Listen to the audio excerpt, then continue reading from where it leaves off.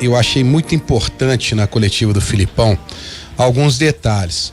Primeiro, ele repetir que mesmo não tendo contratado nenhum jogador, ele teve um problema no início, mas com o tempo, na base da conversa, do entendimento, ele abrindo mão de algumas situações, os jogadores também, houve um entendimento do que ele queria, e ele disse ontem, agora a diferença de quando eu cheguei aqui é que os jogadores confiam no trabalho, confiam na comissão técnica. Isso eu achei muito importante, porque mostra que está todo mundo na mesma sintonia.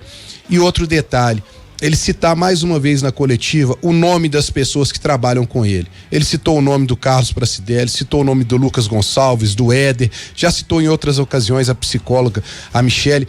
Acho que é muito importante isso, ele valorizar quem está do lado dele. O Filipão, ele realmente é um cara que cria um ambiente de muito positivismo dentro do clube, é um ambiente que dá uma tranquilidade de trabalho, e ele até falou da folga, né? Como foi importante o trabalho mental em cima dos jogadores, que ele olha o determinado dia para poder fazer alguma atividade que ele sente que os jogadores gostam ou não, para deixar eles mais à vontade, que o importante é estar todo mundo alegre e feliz para poder praticar o futebol. Então o Filipão está resgatando algumas coisas que são interessantes para a gente poder ver o desempenho do Atlético, e como eu disse anteriormente, o time cresce num momento muito importante, e acho, sabe, Rafa, que ele vai ser o grande diferencial para esse jogo contra o Flamengo.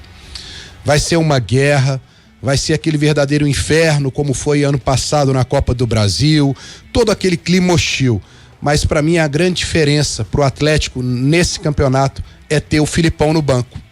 Com isso tudo que eu falei, essa administração que ele sabe fazer do grupo, eu acho que ele pode ter um peso muito grande para poder fazer com que os jogadores não sintam essa pressão no jogo de quarta-feira.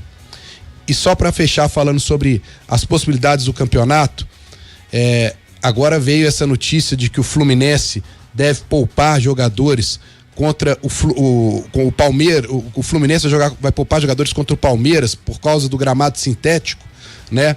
Já começa até a clarear um pouco mais o lado do Palmeiras, porque enfrenta a América, Fluminense e fecha com o Cruzeiro.